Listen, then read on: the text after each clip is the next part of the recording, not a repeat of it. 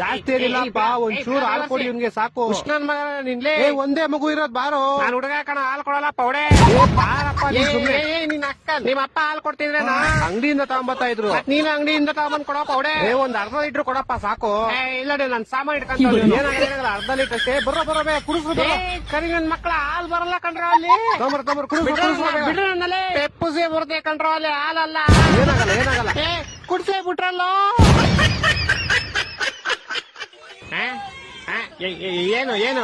ಏನಾಯ್ತು? ಎಲ್ಲಿ ಕರ್ಕೊಂಡೋಗ್ತೀರ ನನ್ನ ಸ್ಕೂಲ್ಗ? ನಾನ್ ಬರ್ಲಾ? ಬಿಡ್ರ ನನ್ನಲ್ಲೇ.